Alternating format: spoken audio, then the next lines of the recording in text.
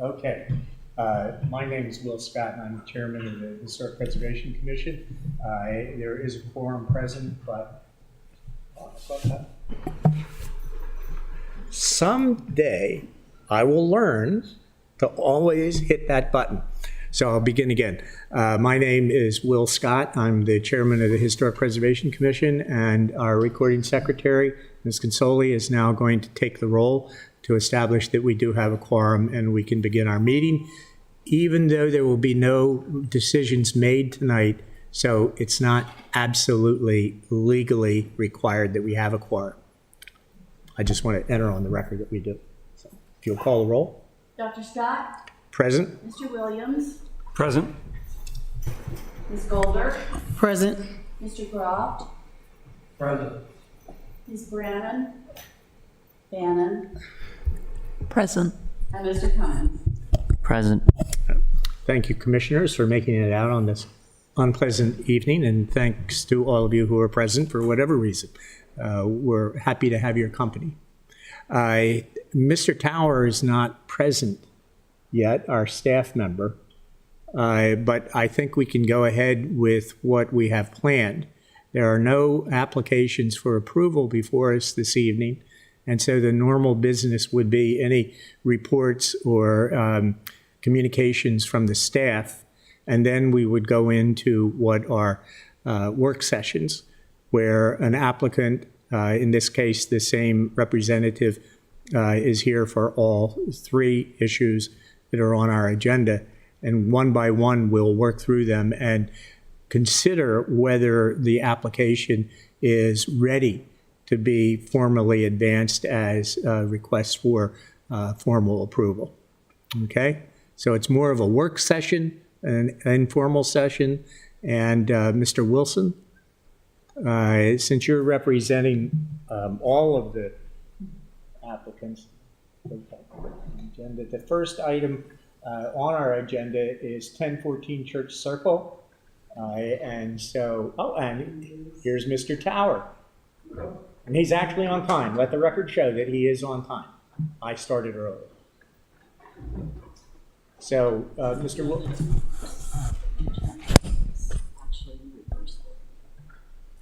Well, we have two versions of the agenda emanating from the city offices. It's not, I'm only looking at you because you're the only staff. You can say. So we're 1014 Church Circle. We're going to do Church Circle. You're going to do Church Circle first. All right. Sorry. What's the other one? In the Google Drive, they're listed in the reverse. Oh. So looking at the materials in the Google Drive, this one is. Hold on. 10 to 14 Church Circle is number 3 on our Oh. agenda. I just want to let you know. Yeah, we'll do them whatever You're order the completely commission inflexible. asks. You're going to have to. Okay, we can flex on that. We can do this one first instead of Mr. last. Tower, is that your? 10 to 14 is probably the least of the presentations. Overall will be bigger.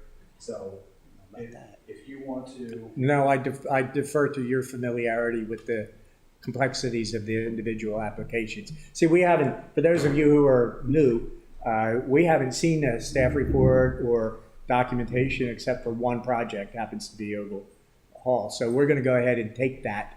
But again, it's Mr. Wilson who's representing them. So Well, let me correct. You have seen the staff report for Church Circle. It was just a previous iteration. Oh, okay. Of the same For, project. for clarification, we have reviewed this project before, but there are changes that are now going to be presented. Yes, so how I'm used to doing these, and it's been some time since we've all been together with the virtual and the combination meetings, is the commission members typically come to the table with us down here, and we flip through the drawings and the information that we're intending to present at the formal hearing and have an informal discussion about some thoughts and things to consider before we come in formally. So is that how we'd like to do it tonight? Yes, I would like us all to get around the table. Okay. It makes it easier for everybody. And for the new members, I should add to what Mr. Wilson said. He's got more experience with this than I do, than any of us do, to tell you the truth. Just wanted to say, for those who are using cameras and recording this, you know, all of these remote cameras, it's very important for everyone to speak into active microphones. Very important. And now for my fellow commissioners, what is really happening here is that the applicant will present their project. We will ask the staff, John, for his input. Then I, as the chair, will raise any issues that seem immediately of concern to me, and then I'll go around and ask each of you to do the same. And we may discuss to our mutual agreement one of the questions very quickly, or I may suggest that we wait and go through and see if there are other more minor things for us to question or discuss. And then in the end, I will be responsible for summarizing for the benefit of the applicants. We just can't any way see that we can approve this as you've presented it. Good night, thank you. Or more hopefully, you know, we have a number of commissioners who have raised a good point about this or that or that. You should consider that before you come for a formal application. So we're not making a decision. You can or can't do anything tonight. We're simply trying to help them move forward with some foreknowledge of what our concerns might be in a formal application. Ready? Come on down. Okay, let's move down. Do we have enough microphones? No, the one from the lecture will stretch it out. Oh. Here's Oh, Julian, this brought you across the the man with the street. magic. Right.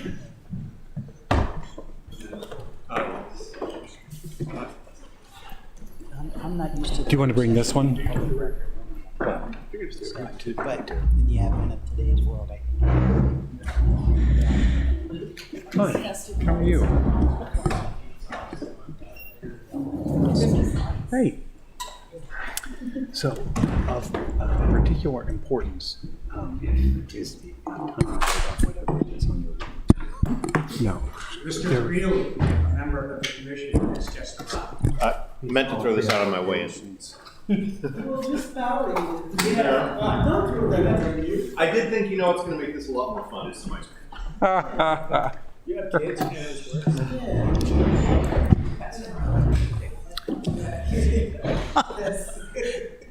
Yeah. So can I just address the public for 1 second in the back? Okay.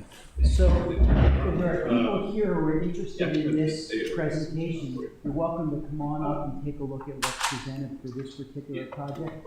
This is an informal work session and the public is invited to observe. So I don't know if it's this one you're here for or another one, but if it's this one. Okay. Well, it's certainly up to you. Okay, now I have to also point out that you members of the public, this is a work session with the applicant and commission. So if you have questions, you can either address them later with the staff by phone call, by email, whatever, or with the same with the applicants. The public is not an active participant in asking questions and receiving immediate response. Right. Okay, welcome. Great. Well, first off, thanks for having us. My name's Leo Wilson with Hammond Wilson Architects. To my left is Chris Frank. He's a partner at Hammond Wilson and the project architect for this project. The one we came to talk to you about is 1014 Church Circle, and you'll all remember that as the Bank of America building. Well, I'm not even sure how I would describe it other than to call it by its architectural name, a brutalist building. That's what the building type. Yeah, I know. I don't mean to be. Visually, it doesn't look pretty good. Yeah, I don't. As an art historian, That's what we would call it. That's right. So that's what our history teachers would ask us to refer to that building type as. So it was purchased not long ago by a new owner after the world of banking changed so drastically. And now it's the home to SmartLink, which is nice to have a company of that size in downtown Annapolis. They were out in the county on the road that goes past the mall in the back there, that escapes me. But now they're part of the city, and the owner is a longtime resident of Anne Arundel County and a supporter of all things Annapolis. And so he was anxious to be here in this community, and he's asked us to look at ways to soften the structure and try and change the identity of that building in some way. And so now he's got his companies moved in, and we came to you before and said, well, why don't you just let us paint it? And you said, no, we don't like the paint. We think it's too drastic a change, and we don't think it's going to work as well as perhaps it did at the hotel, because that's where we thought would be a good place to reference is who's done it before to change the character of a building. And but we understand that the context is different, and you know, you say take another look and see what you can do. So we did, and what we decided to do was try and look at for architectural precedent for how people have changed the character of buildings that are masonry that we don't want to tear down without putting a cladding on it or just a straight paint. And so what we're able to find is a process that's, yeah, we'll get to it in just a second. So we all know the building, right? It's kind of pretty badly stained. It's got a unusual roof color on it. And the brick is pretty unusual, I think, because the mortar's got like a rose color in it. So I'm not sure you can make worse choices, but I mean, so, and we think the contrast between the masonry and the concrete pieces is another kind of less than optimal outcome. So after we looked at what was available for things that we could do, this was the paint. I apologize. I don't think it was great, but we thought we'd try it. And so we've given up on that. And we went to a product that it's called a lime wash. And what a lime wash does is it essentially goes on the surface of the building, but it has a transparent component to it. So it allows the brick to show through depending on how much of this product you put on the surface. So, so we decided, well, let's check this out. So what we did was we said, well, this is a building on the Eastern Shore. Can you guys see that okay? And this is what it looked like after the lime wash went on. And this was a similar circumstance where the owner bought a building that had been there since, I mean, this isn't real historic work. This is probably from maybe the 70s or 80s. But he really thought, you know, this was kind of like a fake Williamsburg look to it. And he said, I'd like to change it to something that feels a little more like it's mine and not the old guys. So we went through a series of tests and did the lime wash, and we thought, I mean, it's pretty compelling. It's a change, but I can still tell what it is. So what we did was we took a look at that, and then we went and had, and here you can get a sense of it too. Like, it's not drastic, but I think it's meaningful. Anyway, so then we had our friends who are helping us with the construction. They went and got the product, and we applied it in 3 different levels. We went light, medium, and dark. Now, all of which are much lighter than the paint option was, so there's some texture that's left in the thing rather than literally bringing it to almost like drywall. We brought the samples with us. We left the top so you could see kind of what it looked like. And then this is the different levels of the lime wash that we can put on it. Excuse me, is this literally a sample of that project? It's the wall? close, but it's not the same. Okay. This doesn't have the rose-colored mortar. No, I mean of the, If it's not identical, it's close. It's not identical, though, but it's close. Again, the idea is to show how the different levels go over the masonry. Now, one thing we could do, if we thought we had one we thought was right, is I could do a sample on the building so we could walk over and look at it. I'm happy to do that.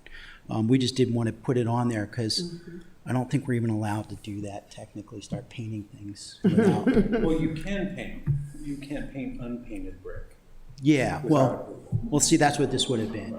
So, even though it's not paint technically, but you get the idea. You raised one of the, I think, most important questions for what you're talking about tonight, but it was also very important in the previous review. And that is this something that's reversible? So the answer is yes, you can get this off, but it's a lot of work. Okay, it's a lot of work. But it can So come off. Much We really easier should than probably paint. think of this as permanent.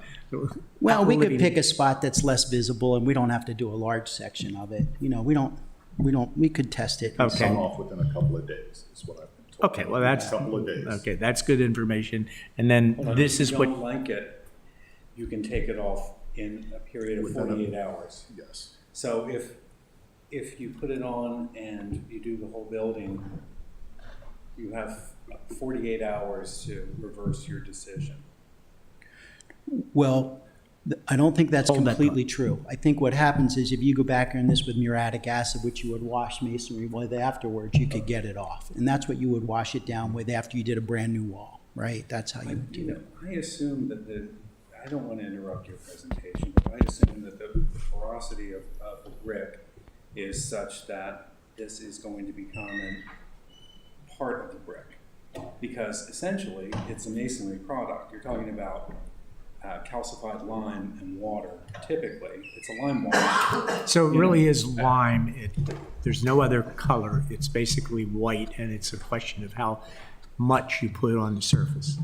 Is that what you're saying? Yeah, exactly. And so I believe it's reversible. I believe if you told me you hated it in 10 years, I could get it off.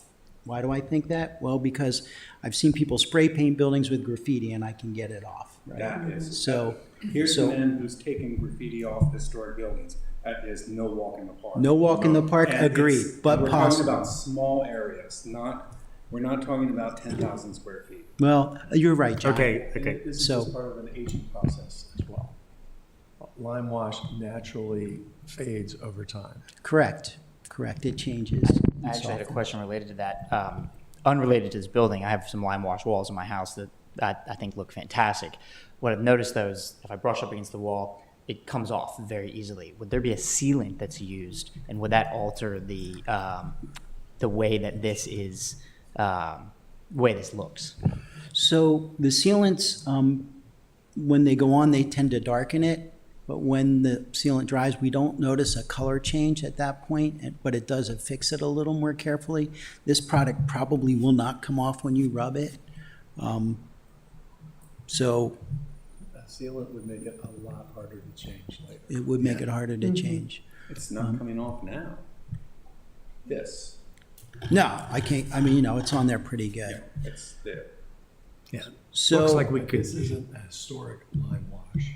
This is a new product that creates the same effect. Is that correct? Yeah, this is today's formulation. It's not like an old one, like they used to call it a milk wash, because it did come off. But this one is more of like, I mean, it's designed to stay. So it sounds like we should consider this as permanent. I would. I mean, it's reversible. Yeah, it's but that's a work. very important point to us. Yeah, it'd be tough. Now, keep in mind, we're talking about a structure that's not of the historic period for that area of the city. This would be, in my opinion, a non-contributing structure since it was built probably in the 60s, if I'm right? 70s. 70s, my mistake. So, I mean, this is not like a contributing. Our guidelines. and so forth. Yeah, it's hard to believe it could have been Sure. It's- approved. Now, Leo and I disagree on this, but Leo did extensive research in Wikipedia. I'm calling this brick brutalist. I said that before you got here. Oh, okay. Yeah, I said brutalist. Right. No, I'm Yeah. just saying. So brutalism, it has a bad rap, but it's coming up. There's bad brutalism. Yeah, And there's just, good brutalism. thank you. This falls in the category, in my opinion, as nondescript. Oh, Yes. that's kind. Yes, no, I agree. I Yeah. agree. So, okay, so what are we talking about here? Well, we're talking about trying to change the building with what I think is the most modest means I have available to me without tearing it down and rebuilding it. So,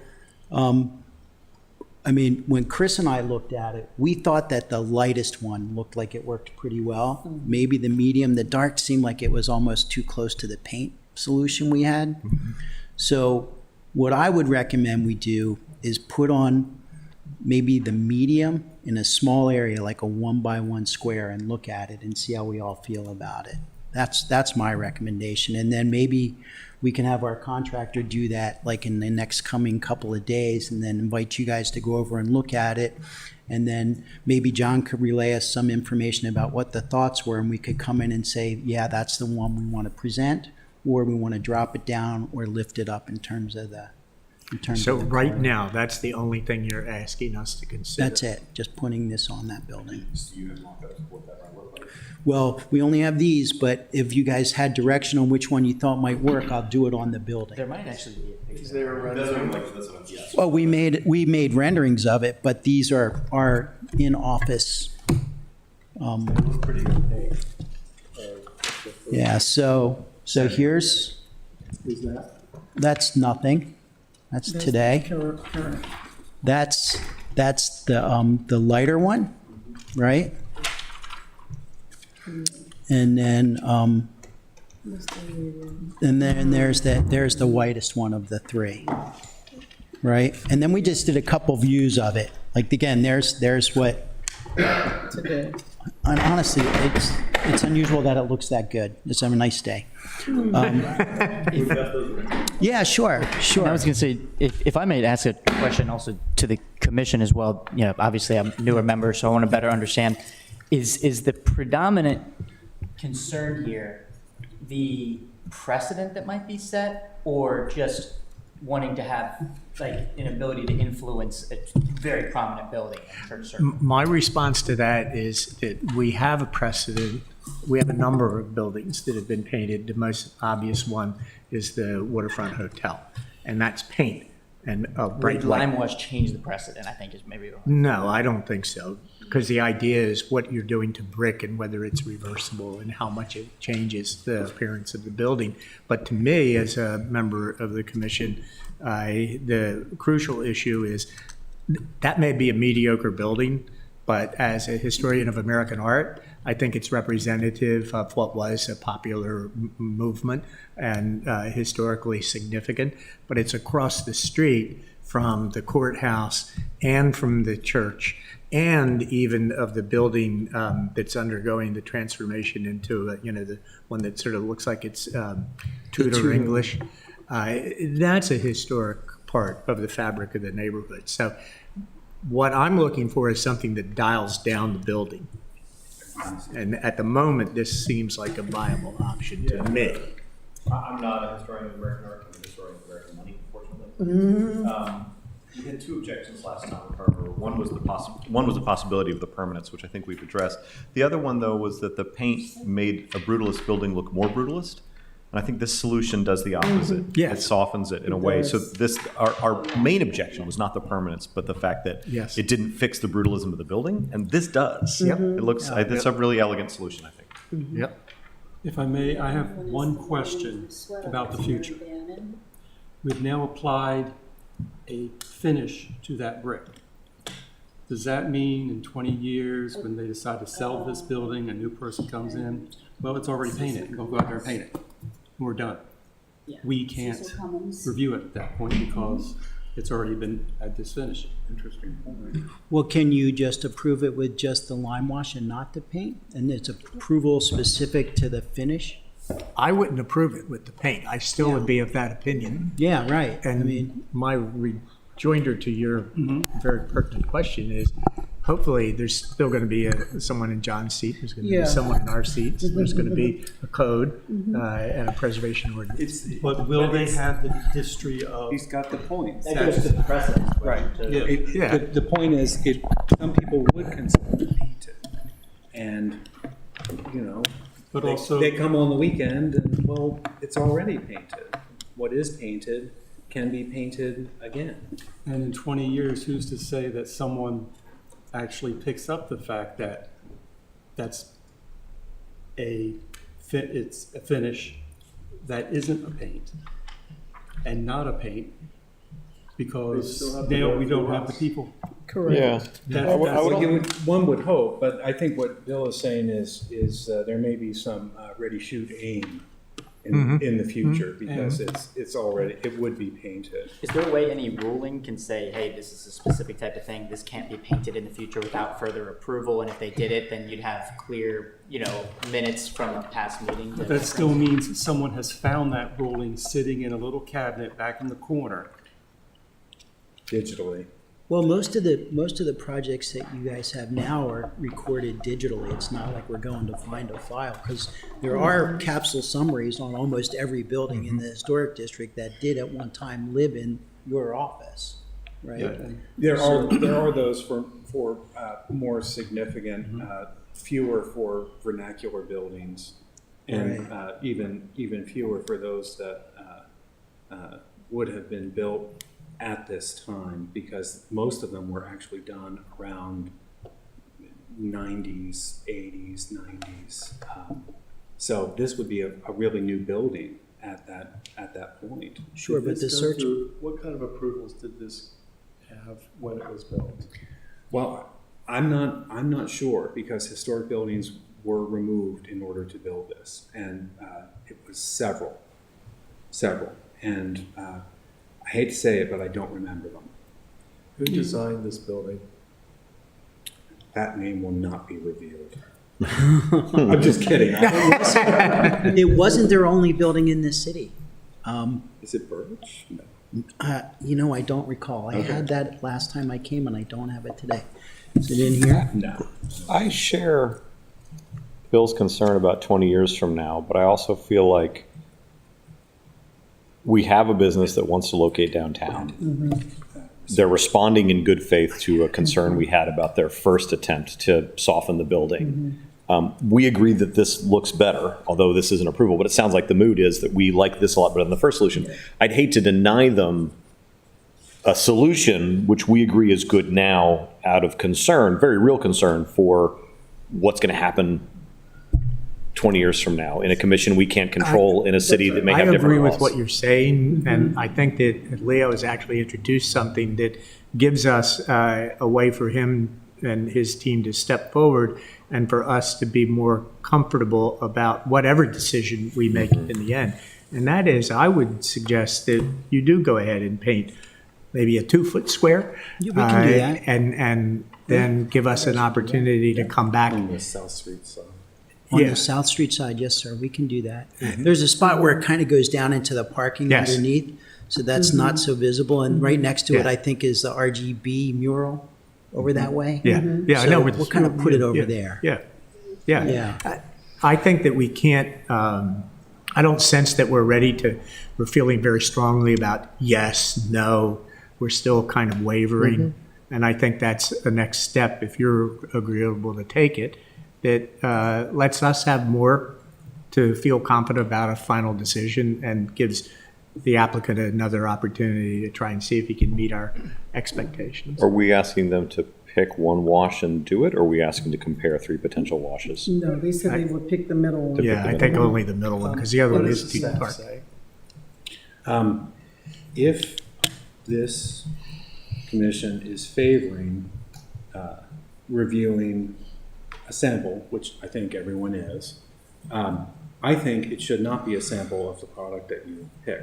I think it should be traditional whitewash, which actually has a life, and you can reverse it.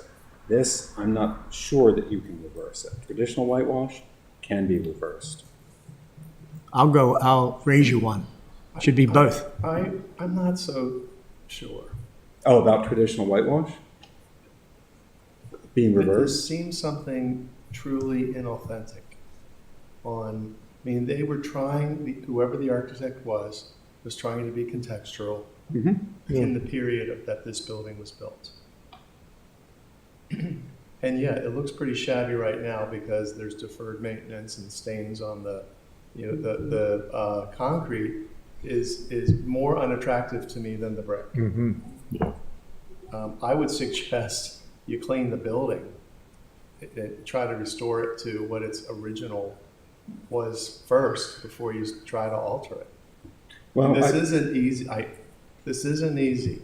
But having walked through this arcade thousands of times, living in Murray Hill, and having my kids walk to Green Street Elementary, and attending church across the street, yet there's something about the form of this building that has, to me, it has some authenticity. So I'm not taking this lightly. This building's here. It's not, you know, it's not going anywhere. So my first approach would be to clean it up, you know? So we did look at this not once, Okay.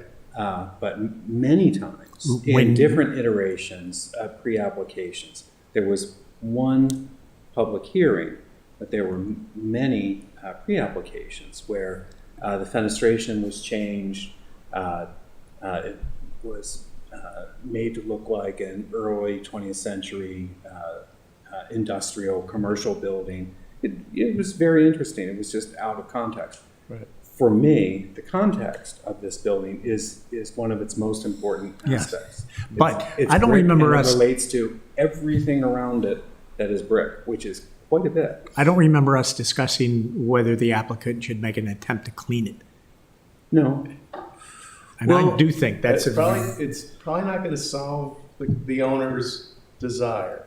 But applying a lime wash to a modernist building, I mean, you apply lime wash in a historic setting, not necessarily in a modernist building, good or bad. only reason I said lime wash was because eventually it would disappear. You know, because it's all over town. There were buildings that had lime wash. You can see it in certain places. For instance, the Masonic Lodge. That had many washes. They're all gone. Now, one thing that's interesting is, I do take to heart very much what you're saying, and I think it's also important to note the brick structures, but this is non-historic, and the only other building on Church Circle that's non-historic is Ford Church, and that is not brick, and that is going to be a project that No, brings, Ford Church is historic. excuse me, so that is not brick, is what I meant to say, Yeah. I'm sorry. And so it wouldn't be out of place to have a second building that is not brick. I think this brick design is much different than the courthouse and even the Truist Bank building, the Governor's Mansion, Aqua Alt 2, and Treaty of Paris. They're all different. They're all different. So I don't know that it would take away, but I'm not sure that I'm necessarily still in favor of what's presented, but I don't know that it should be treated in the same way unless I'm missing something. May I cause trouble again? Yeah. Okay. Whether you apply this finish or not, that building's going to have to be cleaned. It needs to be cleaned before that finish will go on. Right. So there's been an attempt to clean it already. And the photograph is probably not a fair depiction, but the concrete is all spalling. All of it is coming off because there's surfaces that lay flat that have had salt on them from the salt trucks and everything else. So there's repairs that I'm going to need to do, particularly to the concrete pieces. There's also some cracking through the masonry. So what does that mean? Well, I can clean that concrete, but I still have to repair it. So you're going to see the repairs everywhere I do them, and it's literally like half of it has to be recoated again because I can see the rebar back in there. So is it exposed concrete? These pieces are all precast concrete lintels that have come apart. So that's going to have to be dealt with. Would they be washed as well? Yeah. Are they that's- decorative or are they They're structural? structural elements across there. You're going to apply that? To everything. And that was part of the thing was like, That's why the paint made sense in the first round, because, you know, I mean, we've all seen patched concrete. I mean, it So looks the lime like- wash is also, part of its purpose is to hide the patches on the concrete. Well, I mean, it will do that. I mean, that wasn't the thinking initially, but it will do it. Help to make it Okay. not look. Yeah. However, you could paint the concrete separately. You don't could. have to paint the entire building because you've repaired the concrete. Right. But is there a larger plan, like that you're just taking one step at a time? I'd be curious to see if there's other changes that would be proposed in the future for this building that might influence the decision we make now. Well, we'd like Or to not change now, the cover of that mansard roof at some point, but we're not, you know, that's not part of today's thing, because, you know, it's, Would it be They- useful to have a full scope, or is that not useful? well, we're not coming in and asking for it at this point, only because we don't know that the financing is in place to do it, and the desire for the owner to continue to spend money is there. Like, he said, this is what I want you to do, change the character of the building by changing the color of it. And so. And anything that's- they would that's what- propose to us that we might do this or that, well, we don't have any, we can't hold them to it. We can't force them to, this is what they're asking for approval, and that's all we can really consider at this point, although you always have to think about, well, what's going to happen down the line. Right. But it's not something we can hold them to. I guess, I mean, Eric, your point's Spend today. Your point's well taken, like, yeah, okay, you could clean the building up and you still have this brutalist thing and it's the same as yesterday, and, you know, maybe that's good. And from my standpoint, it's like, well, maybe that's good, but what's so scary about trying to change the character of what is arguably one of the worst buildings on the circle? Like, I don't care if you like brutalist architecture or not, it just doesn't feel like it's doing anything that's positive to that environment to me. So, and I appreciate, like, you know, I know that you walked there and did all of that, and I've been here for 30 years and I've done it too. And I come around that circle like everybody else, and I'm like, it's jarring. It's just jarring. It It's seems like we're why- discussing two separate next steps. One is clean it and we'll see. Clean and patch, we'll take a look. The other is clean and patch and paint a section so we can see. It seems like it's worth also doing the latter. So that we can take a look at it and we can make a single decision rather than making a decision after cleaning and then another decision after Right. having them paint a patch. I would be inclined to suggest to stick with whoever's suggestion it was, to paint the patch and take a look at it, in addition to, Yeah, I think that was my suggestion, and I think we've reached the point where we're kind of running out of new suggestions to make new ways to approach. Do the commissioners agree? I will, of course, hear what John has to say, but do you feel like we're kind of running out of what are different solutions that we could offer? I don't know. Yes. What's the owner? Telecom, So, the tech industry. yeah. Why'd you ask? SmartLink, or is it? I'm wondering, why not do something radical? On the church circle? I mean, I think that would be, we had some pretty radical Hold on, it stuff. can be radical and great. Well, you were within the traditional vocabulary, so. I'm thinking of Ferris wheel. So here's the thing. Here's the thing. Okay, if this, yeah, well- if this building were further down South Street, this would be a different discussion, I Yeah, think. yeah, It's, of it's course the it would. context. Yeah. It's its Right. location. So I just want to say two things. The cheapest bang for your buck, if you want to change the character of this building, is the roof could be painted. I'm not sure what that roof color is. I think it's kitchen appliance circa 1975. And you could propose to paint the concrete, and I think that those things might be much easier to get approval for. But you're looking for something that's a change in character. He wants to change the character of the building. He does. But within a budget. Well, so let me just respond to that, and, you know, we can move on. I'm happy to do so, but look, I can paint that roof 100 different colors. It doesn't change the character of that building. That's my belief. My belief is if you want to change the character of the building, even slightly, you have to be a little more aggressive than painting the roof. So that's why I've come forward with the paint, and then B, the lime wash. And I think the lime wash is a rational middle ground. I'm not saying that the cleaning wouldn't have helped too, but that is not, again, like it's still this brutalist building, and it's like, my guy's not gonna go for that. He's gonna like, I'll let it rot, you know? He would not do that, but you know what I mean? It just is like, that's like not gonna work so Well, good. everyone, I think we've reached the point where we are kind of running out of options. And the best thing, tell me if I'm misstating it, is to let Leo and the applicant know that we still have great concerns. We're not sure that there's a solution that we can authorize that's been presented, but we'd like to see at least a try at the sample.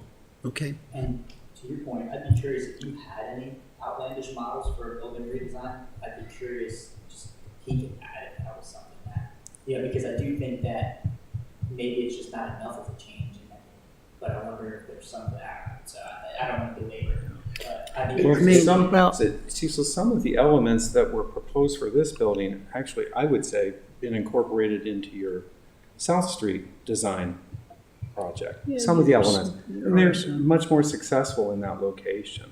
Right.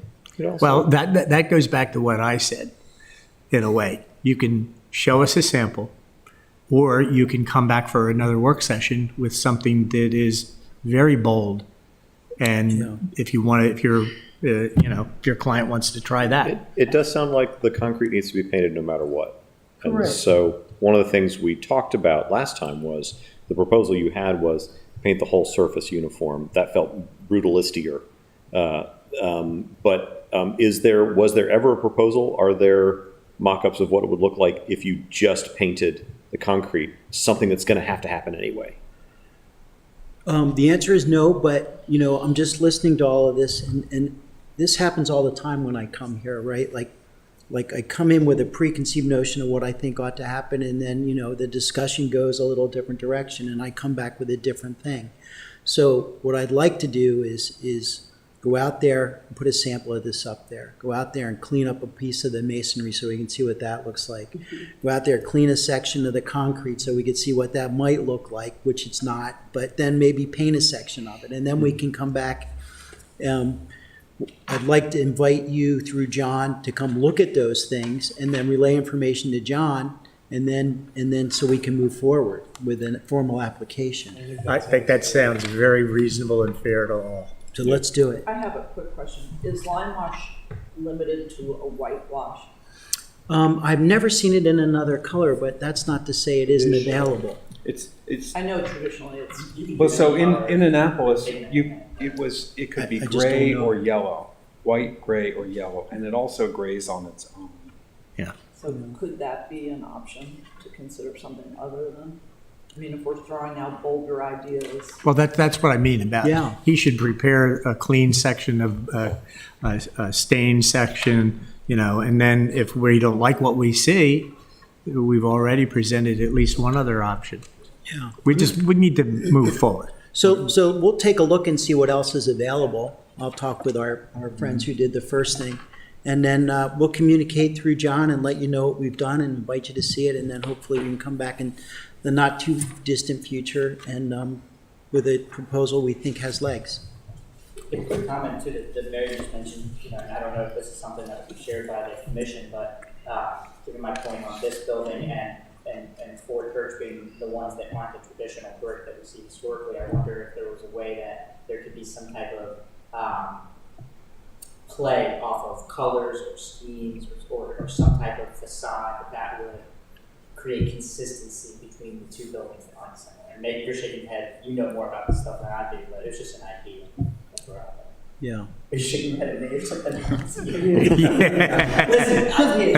At some point, we have to be mindful that we just can't go on fishing. I heard what you said. Yeah. Where it's like a fishing expedition. And you just feel, we have to be mindful that we can't, to his point, go on a fishing expedition. We just throw out random, waste of time and money. Well, So, I agree.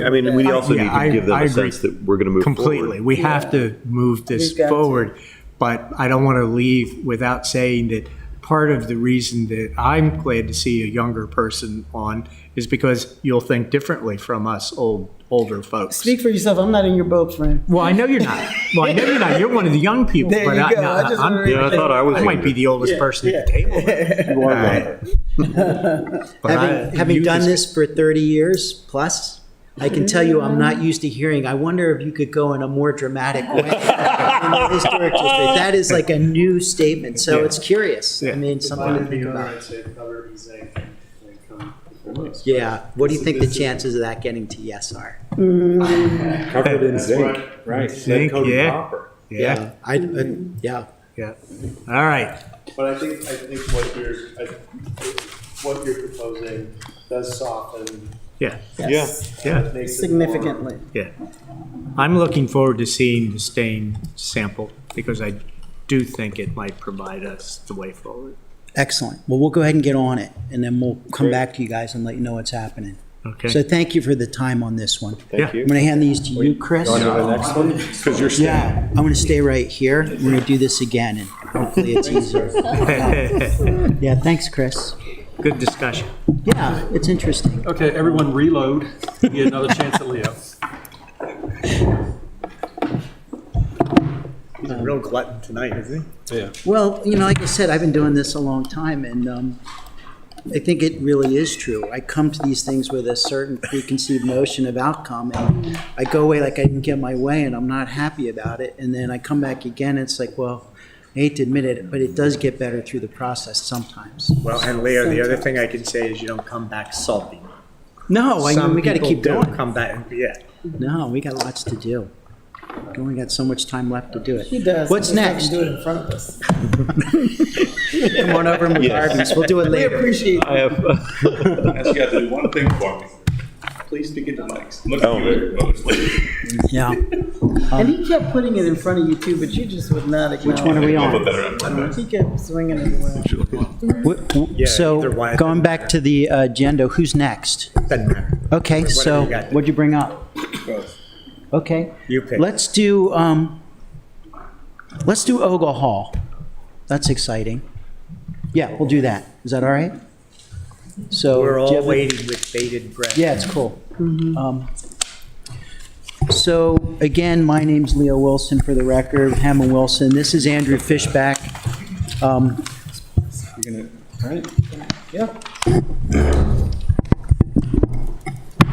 And next to me is Bob Ruby from Campion Ruby. He is a landscape architect here.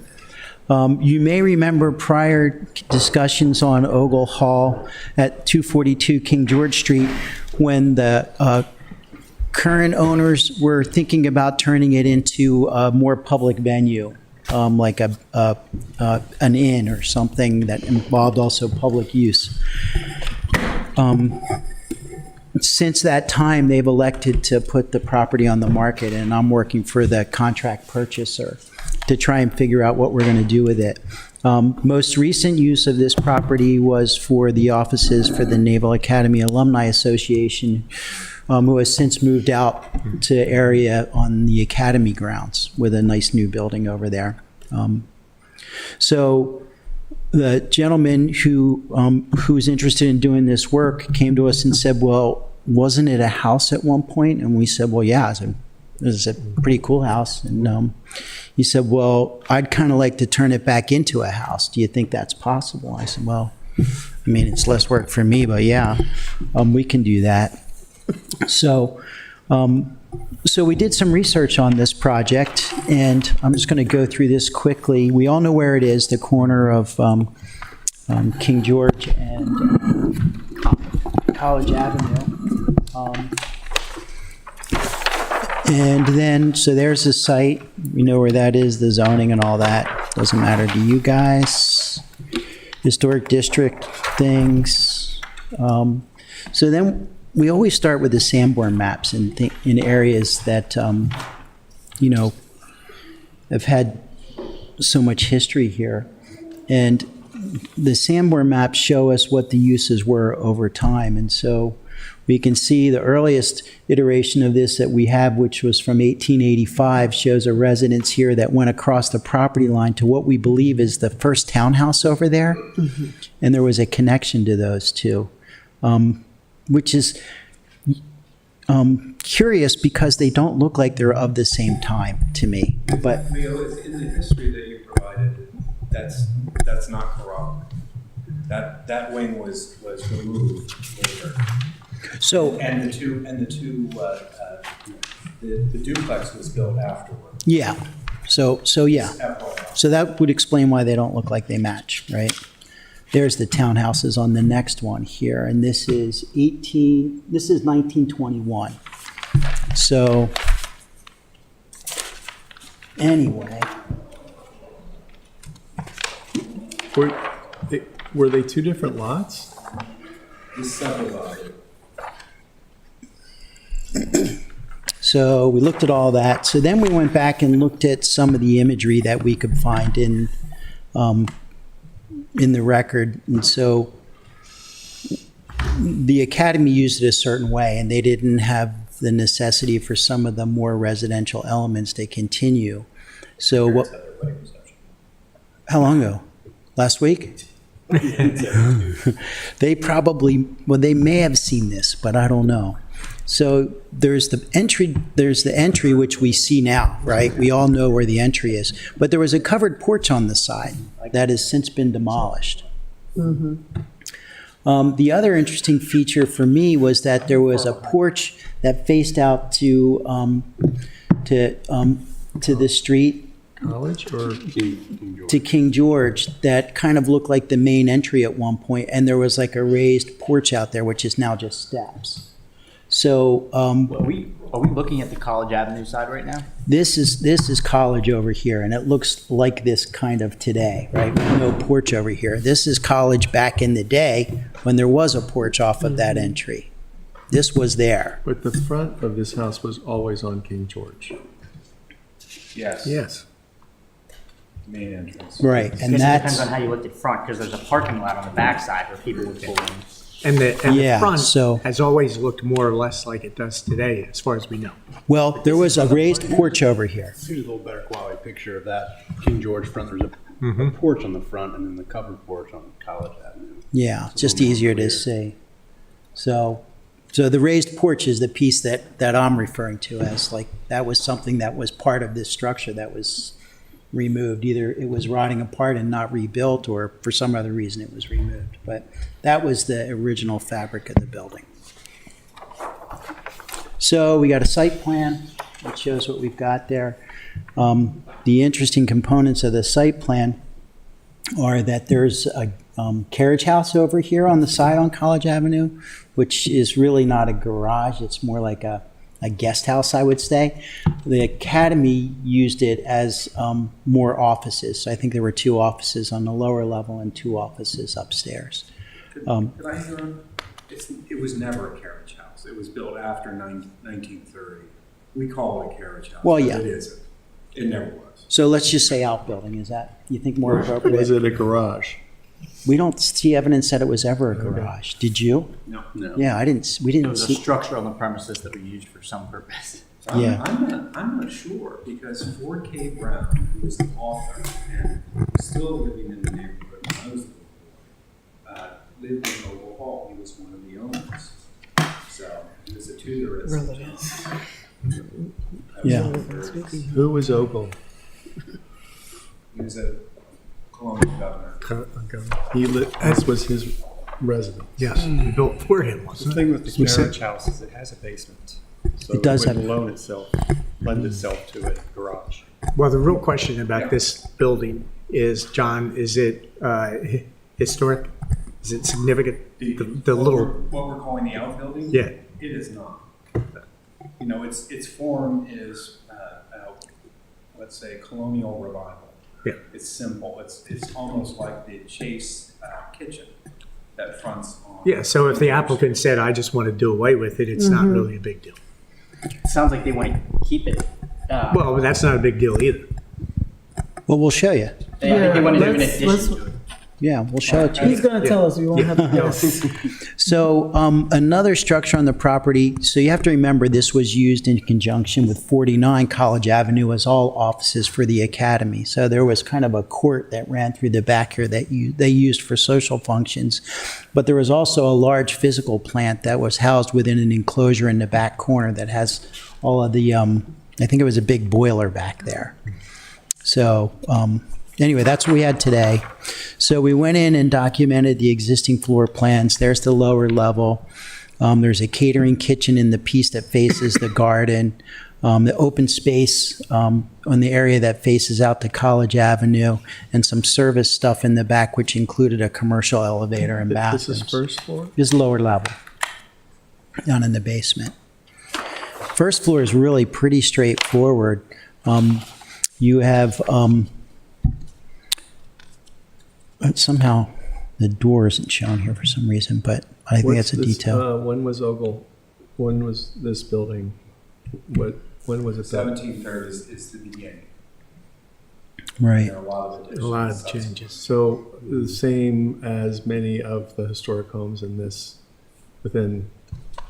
Actually, this one predates. This one's more like the Poe House. Yeah. Or Predates Hammond, Harwood, and not Chase. they're 40 years later. Yeah. Wow. Yeah. This is very early and it's very simple in its original form. Pretty straightforward, simple and Georgian as you could get. But significant. That's why it's significant to me. Significant because most of the structures at that point, were earth-fast. Yeah. And gone now. And this looks a lot more like, I grew up in the northern suburbs of Philadelphia, and a lot of the old farmhouses that were just beginning to be built with, symmetrical designs. And this looks more like it should be up there than here. It's very distinctive. Yeah, it's interesting. It doesn't seem to reference the corner location very much, Yeah, it's which like you it was would built in the expect middle it of the to. field. Yeah, right. And in the early photographs, in fact, it kind of looks like that. So first floor has the traditional gallery or hall space through the center, and then you've got parlor spaces, drawing room that face out to King George, and then a ballroom area over here on College Avenue for entertaining, and then this back wing has a foyer space back here, which leads back to the reuse of this piece for bathrooms and a elevator, commercial elevator. So this was the historic this was the historic main block. And these were added later? I think this is original myself. I think this was added. I think this is original. This whole side would have been added. Yeah, that's right. So John might disagree. No, it's not me. Here's the. Yeah. 1739, right. Yeah, the and main then, block. Right, 1776. Yep, yep. So this is old, as you're correct about that. And then 1858, you have a small addition. 1878, bigger addition, et cetera, up to. Oh, that's very helpful. So 1776. Okay. 1776. Okay. It's printed. It's amazing. I know, look at this. Okay, so. And then the second floor has, this is just how it's configured today. You come up into the main hallway, there's bedrooms, a studio, and then a back stair that goes down in the kitchen. And then finally, there's space in the attic, which was kind of Warren's nested up into little offices up there. Nothing great. This is existing, not proposed. That's all existing, right? And then similarly in the accessory structure that isn't a carriage house, we've got the lower level has one room open down there, and then a crawl space, which leads us to believe that it was never used as a garage because they wouldn't have done it that way, which makes perfect sense. And then on the first floor, you've got a kind of living space up here, if you will, and offices. It's labeled that way because it could have been that at one point, but I know the school used it as offices. And then upstairs, again, you've got office space and a bathroom up there. Okay? So, pretty neat place. And like I said, you know, our client wishes to make this back into a house. And so that's pretty cool, I think. Well, let me ask you a couple of quick questions that might help us move forward a little more rapidly. Does the applicant want you to make major changes to the exterior? I would say they're fairly modest. Okay. And I'm going to share those with you right now. Does the applicant want you to remove those accessory structures? No. Well, the accessory structure here, he does not want me to remove. The one in the corner or the enclosure that has all the mechanical stuff, I don't need anymore. Okay. So we're going to take that out. Yeah, okay. All right. And It looks like a dumpster enclosure. So mostly what you're talking about that we would have purview over is the landscaping and what kind of finishes you might want to apply to the exterior or something. Right, John? No, there's more. There's an addition. Okay, that's what I'm getting They're at. reworking the front porch. So you're- If we could just see it. Yeah, we just If go we to could that. just see it. Yeah, so that's this drawing right here. There's Okay. 3 pieces that I think are three-dimensional, and, well, the trees are three-dimensional, I'm sorry. So the new entry porch that faces out to King George, I just want to put back what was there initially. There's a In that raised porch photograph. there in the photograph, It looks like that. right? I want to do that, right? There- What era is that? Looks more federal. I mean, we thought it was, Late 19th century. Was it say 1918? It's not Or- 18th century. It is not 18th century. Right, it's either federal or a revival of something more federal than Georgia. So I think the steps that you see now sort That's of not really borrow on the Hammond Harwood steps, you know, which was Which were an 1920, idea of- wasn't that 1920? right, John? when St. John's owned it. This is dated 1918, but we couldn't find anything that. we just didn't go, older that doesn't. Well, I think your point was if you're going to build. That's a portico, exactly you when might people wanna were doing match stuff the like that. They era. were Is thinking, that what I you're want to saying? dress it up and make it look more. I'm not saying anything right now. Just saying, but well, I'll give you the back of the rest of the info. That's what I wanted to do there. And I'm not sure whether that was done when the building was initially built or at some time subsequent. All we know is it was in the picture from the early 1900s. Similarly, the porch on the side, the covered porch element, this predates what the Academy did, but again, I don't know how far back that goes. Andrew, do you have an idea of when you think that was put on there? It's around the same time. Yeah. with five. And the applicant wants to put it back. We do. Okay. And then thirdly, we want to take the carriage house and do an addition to it so that I can put cars in the back of it. So you remember that this front portion was excavated with a basement under it, and the back was a slab. It was raised up. Crawl space, my mistake. Crawl space, so we want to go back into the back portion and do it as a 2-car garage in the back, rather than we looked at a new structure in the very back, but it just seemed like I would have to tear up this whole area to get a Now would garage in you the very access back. that? I would have come down here and turned that way, and in this case, I can come in This here is and go being there. Gotcha. That's being removed, so I can have more garden space there.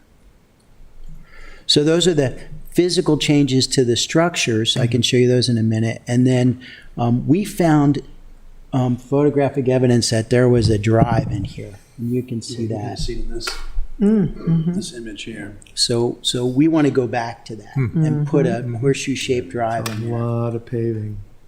It's a big lot. And it's a big house. And it seems to me that at some point it had it. And to me, it also seems like You don't have to even if pave it it was either. back to horses, it could be a gravel drive that would have been consistent with whatever. Oyster shell. Could be brick, it could be cobbles, Whatever it they could be a want. lot of things. So we can Oyster talk shell. about that. I'm on oyster shell. So Bob, I'll let you talk about landscape because they're tired of hearing me. Well, so the plan was responding to the notion that the client is, or the potential buyer is interested in putting this back, kind of based on that precedent. And they want to, this is that existing brick walk and the penetration through the fence. So they want to utilize this as the front of the house, basically, with driving. And in keeping the car mostly parking in this area. There's existing parking here, which comes in its own curb cut. So because we're sliding that curb cut over now, we're shifting that paving from there to there. So that there's a little bit of parking here, there's a little bit of parking back here, and they can pull into the garage.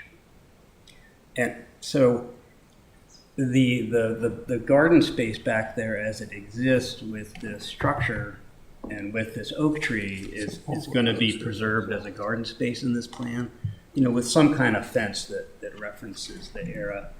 Maybe picks up on this fence, which is the same fence or very similar to the one at the Chase Lloyd House, I believe. So now this, which was at one point seemingly the front of the house, is the door off of a potential new formal dining room. So there was a desire to have some kind of a terrace space off of that. So, you know, without totally screening the house from the street, you know, we're referencing some kind of separation between the public and semi-public and private. So, you know, some kind of layers of garden on this side. And then, you know, keeping this open as it is and, you know, respecting this tree, the paving system that we would use, we have the ability to come up. In fact, it's better for us to come up because it'll help us get in here and we can remove a few risers. So we can do a built-up paving system that will minimize any excavation in the root zone of this tree. Explain what that is. It's well, there's a couple different ways to do it, and we haven't really gotten that far yet, but it's a system of geotextile to spread out the load, and then a drainage membrane to allow aeration to happen under it, and then, you know, gravel and paving. So it could be a pervious system, but it's an idea right now to allow this to happen and to give this tree the best possible chance. The little tree or the big one, or both? This big. Yeah. Will the owner agree to put Christmas lights? I was going to ask the same thing. Well, it depends on how today goes. I mean, you know, if everyone's playing nice, of course. Required Christmas. Yeah. That was the best Christmas tree in the city. Yeah, I don't disagree. It's He actually referenced that. Yeah. I do have a question, but I didn't want to interrupt if you. So on this side here, along King George Street, unless I'm misunderstanding, I believe that's a very prominent presence on the street. It is. Has the contract purchaser considered options of leaving it open and kind of without changing the facade? Is that a huge problem for them? I'm just trying to think. No, I mean these are just ideas responding to the fact that now, you know, this is becoming the front of the house, and this is more of a private part of the house where they don't want people to think that that's the front door. So that's kind of what that's in response to. That's now private space. That's all Even grassy though area, like front lawn. It's all totally lawn. open. It's all lawn now, except for some foundation plantings and a couple of trees, you know, around the property. Does the applicant currently reside in Annapolis, the prospective buyer? no, they don't. Oh, And attachments to current the owner academy. that wanted to do the inn is going to renovate this for private. He's doing this on spec? No. no. The contract purchaser who's buying it from the guys who are doing the inn wants to have a home here in Annapolis. He was just doing a course at the academy, so he's attached over there. You mean he was teaching? Teaching, yeah. Well, I don't know if I think he was working on the sailing program. This is all. Yeah, doing something over there. Exactly. I'm just curious about his connection to Annapolis and how much he wants to try and renovate this house to be part of the historic fabric. I mean, it is, but he could make it more or less so by his decisions if we approved it. So I can tell you through my experience in dealing with the contract purchaser to date that they're much more interested in a restoration of prior use in terms of how the place sits on that corner than you would think. Okay. Do you have anything else that you want to point out to us before we start to get John's input and put it along with us? I don't think so. Okay, John? Well, so the Secretary of the Interior's guidelines for rehabilitation cover a lot of what we're seeing here. In other words, if there was a feature previously, you can recreate that feature. So these will have a fair, let's say, influence on the period of restoration that we currently see at Ogle Hall. What we currently see is closer to the late 1700s. What's being proposed with the driveway, the porches, the change of the porch, that is Victorian era or even 20th century. So that's a difference. What is the period of significance for this house? There are guidelines that allow for historic features to be recreated. Is a driveway a historic feature? So those things have to be considered. Is a Victorian porch a historic feature that you would want to see on this very significant building at the corner of King George and College Avenue? It's one of the first and most important buildings in Annapolis of permanence and stature. The other thing is that the front of the house does face King George Street. There's an emphasis to change that in this design. So that's another thing that has to be considered by the commission. That the front of the house is being designed to be the College Avenue side because it's closer to the garage and so on. So in terms of trying to be the back of the house. Sorry? It's trying to turn its away from what had been traditionally the front of the house. Right. Yeah, it's turning it 90 I degrees. I don't see any reason to have, let's say, any objection to the pool. That would be great. Can we get memberships? And the addition also seems on the back of the outbuilding. That seems reasonable to me also. But there are bigger changes that are being considered here to a very significant building and need to carefully consider it. But you're not saying that they're not feasible. You're just saying that there are significant changes that need to be weighed carefully. Well, it's changing the period of significance in appearance for the house. This is going back to John, can you have 2 periods of 18. significance? Excuse me? Can you have 2 periods of significance? Of course. Of course. Because it clearly, to me, this property has 2 periods of significance. 18th century, 19th century, or maybe early 20th. So. Oh, I don't know that this side was ever more than the side, but. I'm not saying it wasn't. Right. But the period of significance there seems to be 2, in my opinion. The historic front and the Victorian side. Right, Victorian side. As long as that's still a side, I don't think it ever became the front of the house. But we do see these driveways Acton Place, being one, Worley Randall. There's literally That's the most prominent there. So they do exist. Elevated, I'm a little concerned about that. Well, let me ask the question that how much is elevation? 1 foot? It's insignificant. It's rather than cutting down. Yeah. But it's more to protect the trees, the understanding. Yeah. That's the desire. That's our main goal. Yes. It's trying to bridge over the root system to the greatest extent we can. And once you cut down, that's like the worst thing you can do. So Yeah. John, Don't disturb the roots if you can avoid it. do you have jurisdiction on things you can't see from the street? Yes, it's 360 degrees. Okay.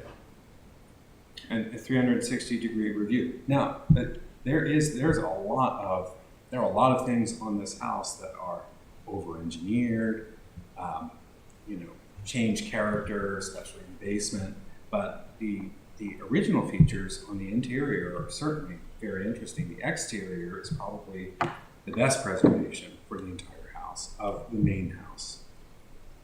As we consider the porch, are we looking for something that recreates the Victorian porch that we have photographs of? Or are we looking for something that explicitly does not try to recreate something historical or any period of significance, but is a tasteful addition to existing colonial property? Which of those things? I would, of course, leave it to the design professionals here, but the path of least resistance would be to recreate a previous historic feature. Okay, and that would be a standard that we could use to make a decision. Okay. And is that what you're proposing? That's our intent. Exactly. Yeah, that's we're what I thought. proposing That's to what do he's that. proposing. Well, and not to, I am always conscious of keeping our meetings moving along. And so if I may, I'll just try to summarize where I think we are now. John's made it very clear that what's here could certainly be considered. But he has raised, and some of you have raised or amplified what he said, areas of concern. So you could go away knowing what we're looking hard at and what you might need to reconsider with your client, correct? Right. So what I'd like to do is just take a moment to confirm my understanding by asking you a question. So it sounds to me like the primary areas of concern are related to blocking what looked like the primary entrance to this building historically. And so it might make sense to look again at blocking that with these trees and continuing a walkway to the sidewalk. Whether or not we use it every day might be a different thing. But if I could say, hey, the historic image that you would have seen in the 1700s included all of this. However, there's also reference to this, and this makes sense from, a functional standpoint. And another point in time, the second period of time of significance, let's say, and this is more in keeping with that. So I might be able to do both, but I can't really give up the one. Maybe I should consider not giving up the one. Is that what I'm hearing? That's what I think you're, Well, what I want you to hear. Yes, please. Respecting the era of significance here as much as you can, but not necessarily putting a walkway there. What I wouldn't want is the people to be confused of where to go. I mean, that as in landscape architecture, in my opinion, that's a no-go. So any way you can respect the history and the era of significance here is important, which includes the porch. Okay, and I understand the client's desire to have a terrace out here. But again, something that's more respectful of the era, but certainly you can't block the views from the street. I understand the desire to make this more private, but you can't make the historic backyard or the front yard or frontage into a backyard, and that's what this seems to attempt. I would amplify that. Yeah. I mean, it's just such a part of my image of Annapolis and that part of Annapolis to drive down the street and see that very distinctive and unusual compared to the other great houses that we strive so hard to protect. I always try to limit the amount, the intrusion of a car on a site. But having lived on Maryland Avenue and understanding the parking dilemmas of this neighborhood, I'm coming around to the idea of the circular driveway, but with any disturbance, it will disturb that tree and limit its life. Maybe not in our lifetime, but if the tree was going to live 200 years, it might only live 150 years when you do this kind of disturbance. Now, it is encouraging that you found imagery that suggests that driveway was there. Suggest, or it's a picture. Yeah. Well put. And recreate. Well, but Factual. Are you saying that the tree could have made some adaptations because it was previously? I prefer a Matterport walkthrough. I don't know if they did that. But. Was a cultural landscape report done for this property? I imagine there was. There's one. a history, an extensive history that was included in what was sent out. I think it's 90 pages. Yeah. And then Rachel has a copy here that's comprehensive to Tour number 2? 1982. Okay. And so we can definitely distribute that. And the other note that I had echoing what they mentioned on the streetscape, because I do think we really have to protect that. But if the idea was for the contract purchaser to make this the front, adding in that screen porch seems like an antithesis to making that a front facade, almost like taking away from. So I wonder if I feel like there's conflicting ideas on, because I feel like if we had all this landscaping here blocking the streetscape and added in that screened-in porch and this driveway, and I'm assuming some type of fence structure or some type of hedge structure, I mean, you're completely removing all line of sight from the public in that sense. So I wonder if they kept all of this open, then I feel like a lot of this feels a lot more achievable in my opinion. It's one or the other, not both. Yeah, Is this I don't covered disagree. or screened? That would be covered, and I don't think we would screen it. 'Cause I just think it's more of an, but your point's well taken about this. Okay. So we're going to take a closer look at that and make sure we understand what's happening here. And I think that's adequate information for us to come back with a little bit more Okay. detail. Okay. Can I Great. put one piece in here? Is the access for cars and everything that as shown can be done without that full loop? As you can get a turnaround in there just by doing a 3-point turn, 1, 2, 3, out. You definitely could get in and out without the loop. So if that could be done, it would reduce the stress on the tree.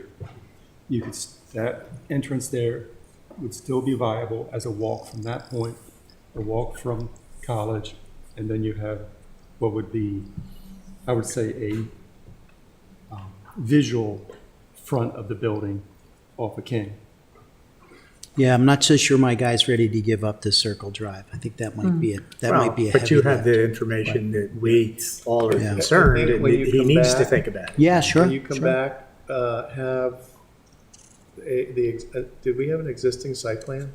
Yeah, we had one Okay. from Drum Loika Okay. that was in the earlier pages. It'd be nice to almost see them overlaid or, maybe Yeah. out in red, just so you can see the difference. Where's the This existing exists, seating? correct? It does.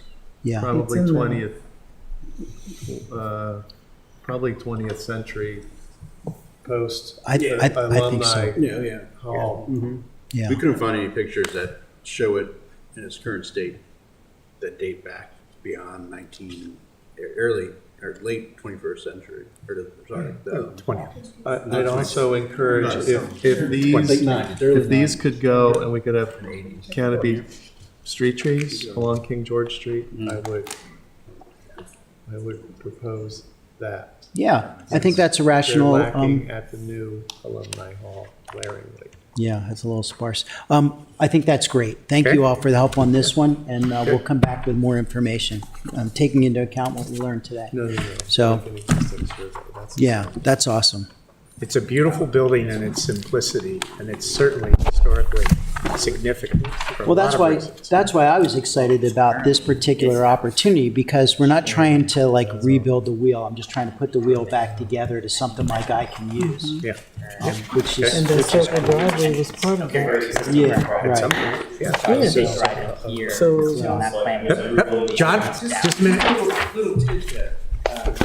There's just, We didn't get into any Yeah, and I announcements. think they sold 49 as an office building. This coming weekend, We talked about a couple things. there will be Still- dedication It of was used as an office by a marker But the way it's set for up is really the nice and stuff. 200th anniversary of Lafayette. General Marquis de Lafayette, his visit to Oval Hall. That was one of the places that he visited in Annapolis when he came here. And Chase Lloyd being one of the others. And then there was a ball at McDowell Hall for him also. so will the marker go on this property? It will. That's- No, it's in the yard. Do you want me to show you where it's gonna be? Yeah, I mean, Yeah, well, considering that I there's mean, a. considering it's not you know, the public buyer property, let's figure wanna out make where sure that's he gonna doesn't go. Hold on a move second, it. hold on. This is from the current owner. The approval is his. The city is not putting this on that lawn. This is something that has been worked out with the Heritage Commission and the current owner. Yeah, So, and I don't know if it's going to have an easement on it when this is purchased, so, anyway. So let's see, where are we? It goes right here. Yeah, it goes right there. So right inside the fence. Inside the there? fence, yeah. So you can see it from Cool. the street. Yeah. What's here? Yeah. Our guy knows about it. Oh, good. Yeah, so it's, Yeah. What's that So little it shouldn't be a surprise. neat? that's where the fire hydrant is. Oh, okay. So the fence just goes around it. Yeah. Okay. All It's a right. lot more paving than the proposed than what's here. There's a lot. Well, I'm assuming it's all within the coverage requirement. it is. I mean, again, I don't disagree, but there's there's imagery that shows that it was in fact that way Well, at you've one got to point. take it back to your Yep. client and run all this by him and see what he says. And I'm sure you'll come up with a good solution. We'll try. We'll see him tomorrow. Thanks again for this one. Okay? That's what it looks like. Oh, nice. Yeah. Yeah, Is that's that gonna pretty be up? serious. What height is that? The post is 4 feet out of the ground, and this is about 2 feet tall, so about 6 feet. Wow. Same thing on both sides. 6 feet gives you something to They think were, about, they were doesn't it? submitted. No, this is John. I didn't see anything. Yeah. Mm-hmm. Well, we'll show No, them to I you. didn't see anything. We did submit them. Jerry may not have distributed. We didn't seem to get a full package. You have 28 for me? The only thing I remember is the Ogle Hall stuff, seeing anything visual. It was submitted around the 1st, so, and Sherry put it on the agenda the way I described it, and I sent the drawings in the same day. But this is straightforward, Yeah. so, Yeah, okay. we just make sure we didn't miss anything. So, this is the last one, then everyone can go home. So we have Church Circle, another one on Church Circle. On this one. Oh, thanks, Bob. Yeah, this is the No, last we don't one, have right? church Yeah, today. this is the last This one. is the last one. Okay. Just three. This is it. For church is Three's enough. already approved, That so was there's nothing to talk Yeah. about on that one. That cast stone. Yeah. Okay, so I'm going to have my client come up with me and my client's significant other join us, if that's okay. So You guys are supposed to be first on the list. but- I know, sorry to make you wait. Come on up and have a seat. Yeah, come on up, come on up. Come on up. Easier to see things from a standing position, so if you don't mind, I'll stay. Oh, that sounds fine. Thank you. That sounds fine. So, again, Leo Wilson, Ham Wilson, Cody Monroe, who owns 28 College Avenue, and Gabby, I'm not sure I know your last name, so you can tell us. It's Collins. Gabby Collins, I did know that, my apologies. So this is their home, this house right here, and it's under renovation right now. It's been in disrepair for some time. And so they came and saw you a while ago with an application. Everything in here is taken care of with the exception of one element, and it's the roof in the back. So the way the house works right now, you'll know where it is because this is the little flower shop that was the gas station so long ago. With a fantastic new roof on it. Yeah, awesome. What is that becoming? Like, does, Possibly a coffee shop. Coffee shop. really? Yeah, Bring back a gas station. Just kidding. Gas station. yeah, we can't get this taken care of. Who knows? So this happens to be another project for this applicant that's under construction now. So anyway, this house, you can see that there's a lean-to section in the back that's a one-story piece that kind of extended back. And, you know, the place is being essentially reconstructed because it was in such disrepair. So we're down to the studs inside and cleaning up.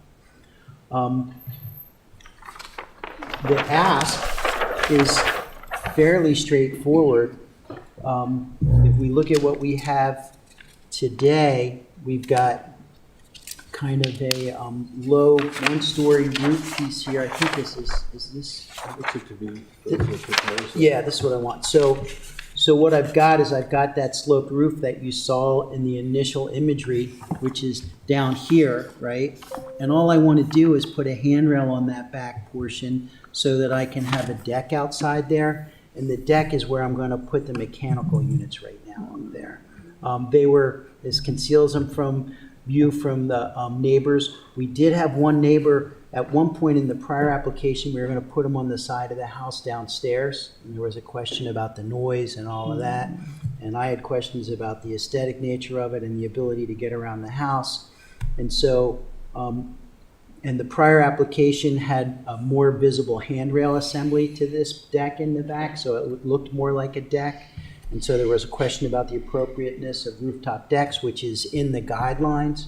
So I said, well, I think we could probably get it to go if it looked less like a deck and really more like an extension up of that roof line. So we took all the detail out. We just went to the same cap piece. The trim components all look the same as what we had before. And so, yeah, this is probably the best image of it right here. This is what it's going to look like in the end. This guy. So there you can see the rooftop pieces. There you can see the simple extension of the roof. So we asked you to take the balustrade off? There wasn't an ask at that point, I don't think. It wasn't approved. Yeah, It was just a wasn't- denial. Yeah, it was a denial of that design, and it had more rail showing. So this is 3 feet? That's right. And the material would be? The same as the siding that's below it, which is just wood lap siding. Okay. And what about the infamous door and the dormer? We're gonna get rid of it. We're not gonna do the door. We're gonna leave the window there. I might make a way to get in and out of that window, but it's Yeah. gonna be a window again. Well, we would suggest turning it into a casement. So That could work as a casement with the check rail and all of that. We may do it as a panel that, you know, we've seen them before where there's like a bookcase that has like a secret way to open the whole thing so I can get in and out of it. Feels more like a door, but you won't be able to tell. It'll look like a window. That's our plan. And that's all you wanted to present to us this evening? That's it. I just want to know if I can do this. Jesus, I feel bad for you guys. Yeah. Yeah. It's taken some time. Sit here this long for that. Yeah, you should have, you should have raised your hand. I think you should take it up with the person who you hired. I could have made you go first. I could have made you go first. Yeah, I'm sorry. yeah. I just picked that All up. Coming out of your All I pocket. say is, I would have voted for the roof deck. Well, you weren't there. Yeah, that's right. Yeah, I mean, essentially what we've You done missed is that vote, Fell with lots of other. but now you're here. we've said you can't have a roof deck, and you've come back with a slightly less convenient to use roof deck. Was it, what was the specifics? Well, there were a few things, but one of them was the change of the dormer. Mhm. So dormers are considered somewhat sacred. And then also that there's some visibility for this from King George Street. And the greater the visibility, the lower the probability of approval. And then there was Direct- concerns about sound and Well, there so were, forth by the well, other. some, at least, Some Cody people doesn't did like this because I got some calls. Come out and speak on But we did get one written Mhm. negative We comment did. from a neighbor. Mhm. However, I think you would have been much further along if you had started with. Yep. Well, look, you know, I mean, Cody and I were doing a lot of stuff together. I mean, just in the effort of full disclosure for the new members, you know, we're doing 4 Church Circle together, which was approved recently. We did 86 State Circle together. You know, we're working on 150 State. So he came to me afterwards and said, I didn't want to bother you with such a little thing. And I'm like, well, Jesus, you know, these things are sometimes a little bit nuanced. So he said, can you help me? And I said, yeah. And I looked at what was there and I said, well, it's not really very clear what you're trying to do. So we just cleaned it up a little bit and tried to simplify it in response to the comments that you got last time. Yeah. Look, to me, this is a pretty simple ask for this gentleman. He just wants to be able to do something up there. It's a tiny lot. The house is kind of not in great repair.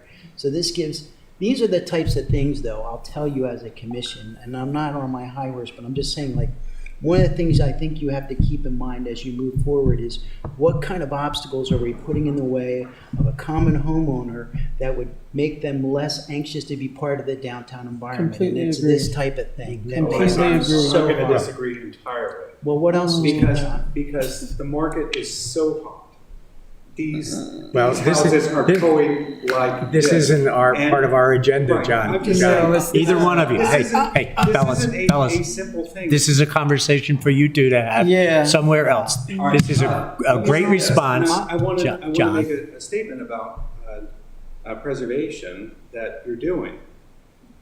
The two of you, your firm, Cody and Clint, are doing a lot of really good work around the city. And I think you can see the evidence on Middleton's roof. You all still there, right? Yeah. Right, Middleton's roof, 86 State Circle. You're not finished yet, right? 2 months. Right, good. And other places. So, you know, there's definitely a contribution to the city. There's no question. What I would say for this is differentiation. I would figure out some way to differentiate that wall so it doesn't just look like it's. If they keep the dormer intact and use the casement window, can they go back to the railing? If the dormer was the biggest concern. It's up to you. Yeah, Well, I mean, it's- so you said you rejected it for two reasons. One, the dormer being modified is a big no-no in your mind. And two, there's Not in my mind, in the guidelines. Okay, I'm sorry, in your guidance. Although I do dream about it. And then there was one neighbor who was concerned. If the comment That now was sound, is. that was for sound for the. I also don't know. I like the railing. I almost prefer the railing. I think also the other thing that we're up against is it's very clear in our existing guidelines that we say no to roof decks. We just voted yes on it. I know. Last week, or last month. No, agreed. I'm saying I think that there's something that we should flag for the future. Guidelines are guidelines. They're not laws. Yeah. But we're advised by the guidelines to be strict in our allowance of roof decks. And John didn't turn it down. And in The commission turned it neighborhoods. down. The other The thing deck was is there viewed were differently. different meetings prior to the public hearing, and that was the way the vote was. And I think it was close. Well, what you have here is doable. So I think that's all we really need to say. That's right.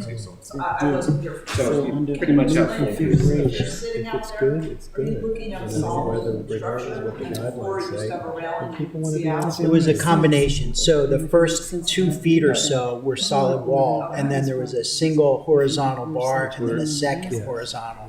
So there was a little more transparency at the upper side of that enclosure. But that indicated from the outside that it was in fact a roof deck, which I thought was part of the problem. Yes, it was. That's why we Is went sound to that. something that we can take into account? No. Yeah, so I don't think we really can vote on Neighbors, that. We're not voting. aware of it. Well, not right now. So the word is that this is going to be your residence. It is, yes. Right. And the brief history of this project, if you go back to the beginning, so before the previous vote, this project saw 2 pre-application hearings, and the direction from the commission was to do the 2 feet of siding, 1 foot of railing. And so that's what was submitted, and then it was subsequently denied. So in the end of the day, we'll do whatever the commission thinks would look best here. What would you like? I thought the previous design looked a little better, but if this is preferable, this is fine too. Well, I think if the I previous would design vote for keeps a the railing dormer in place without and that keeps question. you happy. So I trust him. Yeah, to you do it got to right. keep the, yeah. If we keep the dormer in place, I think that appeases their I would put a door in too, but anyway.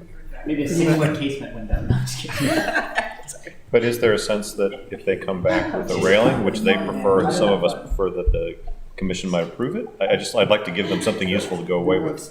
I think what they're, look, I was very confused the last time and stayed quiet. we're still confused.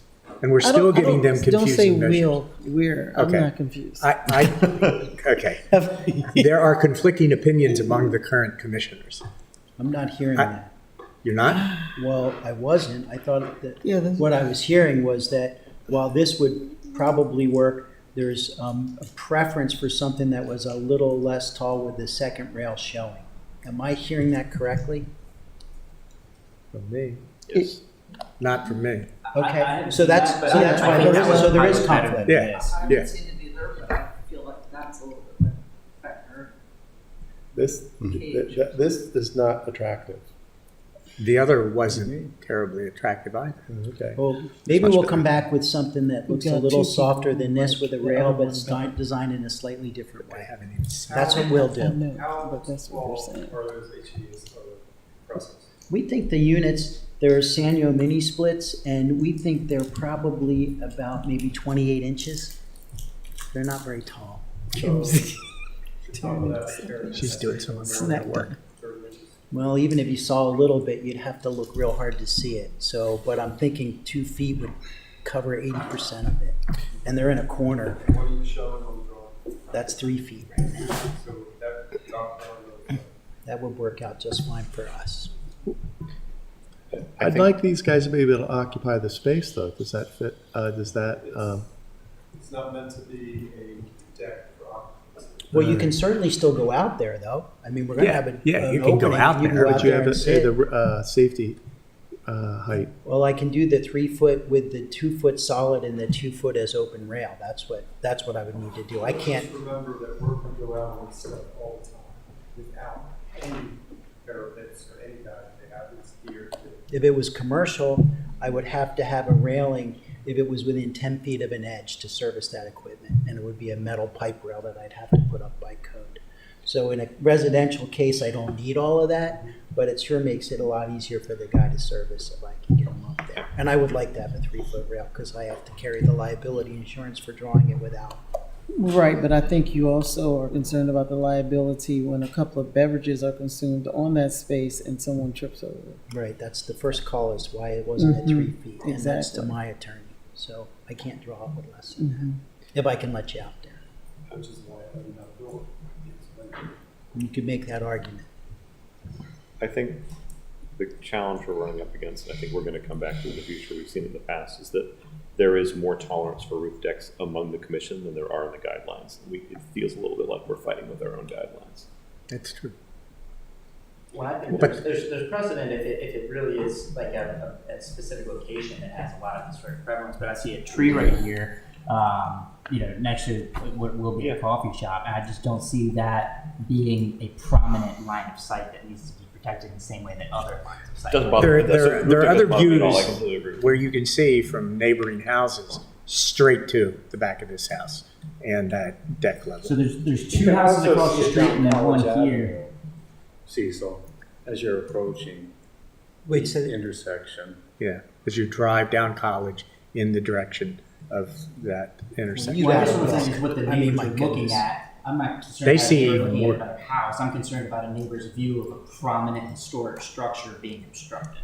If I was that neighbor, I'd want it to look better than that.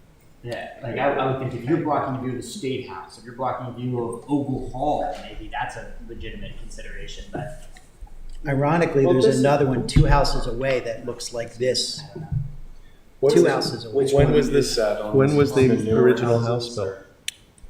I think it was around 1900, Yeah. Earlier. earlier than that. Yeah, I mean, it just It's- wasn't taken care of. Yeah, it's north on College Avenue, the backyard. There's Right. two houses away. They can go on their back deck that does this and look at ours. So Leo, to try and wrap this up, all 7 of us are here. Impacts anybody. You're hearing conflicting opinions and suggestions. You got to solve it with your applicant and come back with an application. So let me say, I would like some differentiation. It's just a bigger box now on the back. That's the, yeah. Well, we appreciate the feedback on another option here, and so we'll come back to you with a formal application, and hopefully we can put this to bed for our client and for you guys. Thanks so much Thank for you all the for time waiting. tonight. I hope I didn't talk too much. I do appreciate the time you guys spend here for the conversation, and we'll be back. Thank you. Thank you very much. Good? Thank you. I think we've concluded our business for tonight, unless, John, you have some announcements that you want to make before we leave. Well, a few things, of course, You have to talk in the mic. there are things like, John, can you grab a mic? Yeah. Thank you. Go ahead and do that. Okay. So this weekend, there are different events about the 200th anniversary of Lafayette's visit. There's a concert at the State House, which is free. And that is, I think that starts at 2:30 for anyone who's interested. Sunday. There's a ball at McDowell Hall. I don't know if there are any tickets left. There's a George Washington and Lafayette reenactors doing different things around town. For anyone who's interested, I printed out the schedule. Or I can send it out too. Right, and they're free things. So, you can walk out and see the concert at State House for nothing, which I think would be pretty interesting. And the person who is playing the music is related to our AV specialist here, Mr. Hildebrand. So. You had fun with the chairs earlier. I wouldn't want to disturb your. No, I'll wait to put it back when you got you. Also, just to let everyone know, is that part of the record too? Oh, okay. To let everyone know, the St. Mary's Living Shoreline will be coming as an application. Yes. Well, it's, something needs to be done. We are starting with our resilience. That's correct. That is Charles Carroll's seawall. That is the first seawall in the country. Right. And so the idea, so time and money have been against them, but I haven't seen their new design, but I'm hoping that it is superior in terms of what we can approve and what they can afford. It is important that I don't know if it's the St. Mary's itself. Oh, you mean the Redemptorists? Well, it's a Redemptorist church. Okay, that may be true. I haven't seen the application, but I think that's probably true. That's who owns the Charles Carroll House. So, of course, what I would like to see is a resilient shoreline and possibly increased public access so that the shoreline can be appreciated. There were 2 pavilions on either side of the wall. At one end, right. So that wall is still visible. Charles Carroll, signer of the Declaration of Independence, his seawall is still visible at the end of Spa, the Spa Creek Bridge, right. Yeah, Duke of Gloucester. You can look at it. It's right there. Imagine that. I mean, it's gotten basically no maintenance, and it's still there. It's pretty incredible. 300 years ago. It was definitely 18th century, and I think it was early. I think he built it. Charles did, not his father or his grandfather. Okay, so next thing. The Maritime Welcome Center was approved by the Planning Commission with conditions, and I am hoping that they will come for a pre-application in January. Discuss that with the leader of the team. Ready, and thank you. And we are planning to have a work session, primarily to see any changes that have been made by the team in the application, but also so that all of you who are new to the commission can be brought more up to speed and hear more about the progression of the current design that they've presented and got approval for from the Planning Commission. So that's very significant. All of these things are dealing with resilience and changes on the waterfront, and those views, especially for newer commissioners, are as significant as views from the land to the water. Yeah. Because from the water to the land is the way a lot of people first saw Annapolis. Yeah. And to your question about timing, it will probably be the willing or second meeting otherwise, of yes. January, which is around the 25th, something like that. All of the material is already available. You can look at it on the website, planning office website, and see it if you're worried about having trouble making that meeting. This is for City Dock, not the Redemptorist. The city doc. Yeah, the Redemptorist. Yeah. The Redemptorist. I'm looking forward to seeing that. I'm hoping that it's something that will work. Yeah. But this has been going on for a long time. For about 3 What years. happened with the temporary kitchen? Are we going to see something on that? We should see an application. I have not signed off on it. I haven't approved it. John approved the temporary kitchen. Who's here? Go ahead, Leo. Sure. Well, get closer. Here. Come in, There, speak that's into on. the microphone, sir. I know you're unfamiliar still with the here. process that we have I feel here. like you're an ad hoc member. Yeah. So, there's a couple pieces that are part of what's happening with the second floor. It's in for site design plan review, which is technically supposed to happen before you guys can even hear it, right? So we're kind of operating outside of a lot of different rules. Nonetheless, it didn't change the fact they need a kitchen, and so they're using it.